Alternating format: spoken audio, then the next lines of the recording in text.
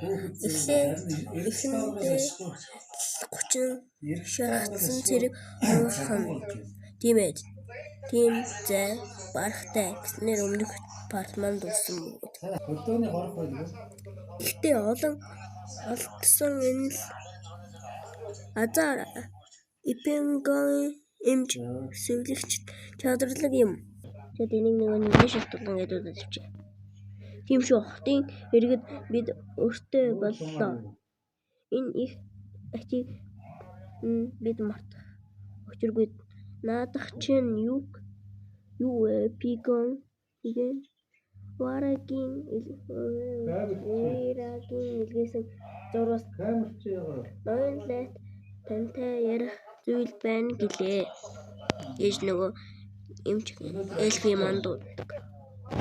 Тэгээд тэр нөгөө яриад байгаа хүн рүү хэлдэг. Мөрдөг чах гэдэг дэвчтэй. Та надтай уулзъя гэсэн үү?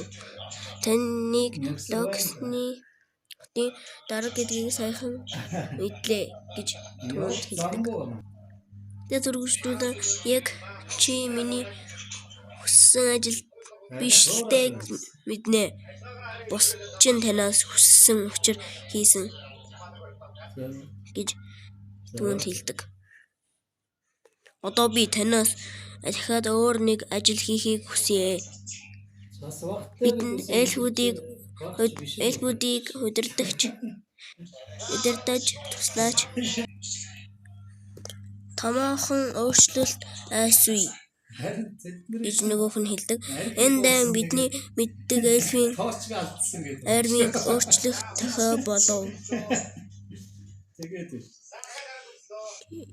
Шинжлэлт гарах нь тэдэнд шин удирдагчид хэрэгтэй. Чом шиг удирдагч. Би эсэргүүцлийн бүлмийн гишүүн. Тийм байхад би яагаад эльфийн армийг удирдах ёстой гэж эмч эльф асуудаг. Тэд намайг дайснаа л гэж харна. Гэсэн ч тэд чиний хүмүүсийг хэвээр байгаа. Би эсэргүүцлийн бүлгэнд эльфийн хааныг буулгаж авахд нь туслана. Тэгээд болоо. Тэр бол миний зорилго. Чамд түүнээс цаадахыг харах зөвлөе. Удирдагч ямар нь ирээдүйн бүгд золж мэдэр. Эльфүүдгүй шинэ удирдагчид хэрэгтэй болно. Трис үү? Та ханхуу Трисийг хэлж байна уу? гэж эмч эльф түүнээс асуудаг. Трис лагаар эльфүүдийг удирдах дийлэхгүй. Тэр хичээж түүнээс илүү хариуцлага үлээжгүй. Түүнд бидний тусламж хэрэгтэй. Тэгсэн чинь нэг эльфийн арми явж шүү. Логи, би энэ төвлөгөөг бүтэх эсэгт санаа зовж байна. Санаа зовхоо. Чи яагаад санаа зовно вэ? Бидний хүч шавхагдсан. Манай арми эльфийн болон эсэргүүцлийн бүлэмд тулдахад бэлэн биш гэж Ахмад эльф хэлэхэд тийм ээ. Чиний зөв гарцаагүй үнэн гэд энэ нэг зарим бүтэй эльф нь хэлж байгаа. Эльф ч юм уу. Тэгвэл бид яагаад ойрох гээд байгаа юм бэ? Яагаад гэвэл энэ бидний үүрэг төрөөчээ. Бид хааныхаа тушаалыг биелүүлэх хэрэгтэй. Хаанд тусгай төлөвлөгөө бид харин түүнийг биелүүлнэ. Та нар хаанд итгэхгүй байна уу? гэж туслах эльф хэлдэг. Би ямагт хаандаа үнэн ч бүр ганц удаа ч иргэдэж үзээгүй. Зүгээр энэ дайралт үр дүнгүй санагдах юм гэж туслах эльфт ууртай маягаар хэлдэг. Бид энэ Энэ ирчээрээ бидний урдаас довтлбол ялагдана. Үүнийг ойлгохгүй байна гэж юу? Бид тулаанд ялагдана. Гэт бүр тулаанд ялагдахтаа бараг итгэцэн байлээ дээ. Энд чинь нөгөө эльф болохоор хаан бидэнд тулдах тушаал өгөөгүй. Гэт тэр бидний зүгээр л очихыг тушаасан. Гэт үнэн хэлчихэж. Тэгэд бүгдээрээ өстө юу? Гэт бүгдээрээ өстө шок. Тулдахгүй хүч хааны тушаал. Тулдахгүй хүч хэрэглэхгүй зүгээр бууж өг. Үгүй байж боломгүй юм. Бид энэ хүртэл зөвхөн бууж өгөхгүй гэж явсан хэрэгөө. Бид өсөж ядарч байна дүү минь. Ингэсэн дээр гэж хэлдэг. Хаан алдаа гаргаж байна. Чи бидэнтэй нэгд. Чамд аль нь зүв бэ гэдгийг мэдсэн хойно. Гэт нэг эльфнээс хэл. Үгүй. Ямар нэг зүйл буруу байна да. Тэгээд эдний байгааг харчдаг Трис. Тэгээд бид одоо дайр хэрэгтэй ч. Юу вэ?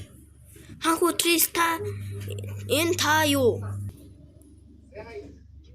Манай зэрэгүүд өлсөж цангаж бас ороо нол хүсэж байна. Бид энэ бууж өгөхөөр ирлээ. Таны үнэн нөхдөд хамт бууж өгөхөөр ирснийг хүлээж авна уу? Бид танд аавын чинь зэрэгүүд гэхээс илүү алба шиг өөрчлөе.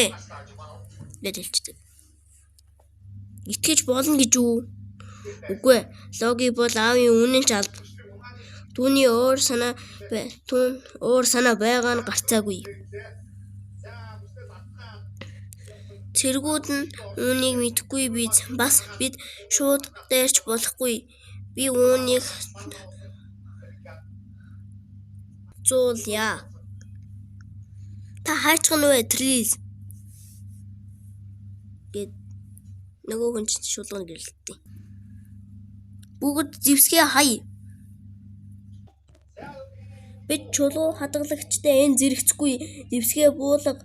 Чулуу хадгалагч гэдэг нь ингээд нөгөө хүчин хөрөнгөлүүдээ тэгээд нөгөө нэлээ үлзэн хүчээрээ дагуу тал гаргаж дэснүүдээ ялах бишээ. Ялдаг нэлээ онцгой чадвар юм шиг. Одоо зэргүүд таны мэдэлд хой аяар гим харин чи амьд буйнда амьд байда баярл эльфэ битгий шилчгэн эл манайхан чи яах гээд байна да Логи юу гэсэн үг вэ? Чи бол аавын үнэн ч алба. Миний үүрэг ямагт эльфийн аримд үйлчлэх бас зөвхөн хаанд биш. Угаас бид дайн хийх боломжгүй байгаа нь маргашгүй үнэн. Тиймээс бууж өгөх нь зөв. Бас дайн зөвхөн чулуу хадгалагчдын дундах тулаан. Үлдсэн бид харин уг тоглоомын зөвхөн гар хөл гэлтэй хэлдэг. Энэ ёстой хамгийн амархан тулаан боллоо ахлаа. Энэ бүгд таны айч. Ахмада, эдгээр эльф бол бидний жинхэнэ дайсан биш. Бид энэ удирдагчтай тулдах ёстой. Ха бид багахан сэргэлт санал болгоё гэж хэлж байгаа. Бүгдээрээ жижигхэн ч гэсэн ялтаараа бохрох хэрэгтэй ахлахаа. Тэгэд нөгөө юу л хоттой иргэн ирж байгаа.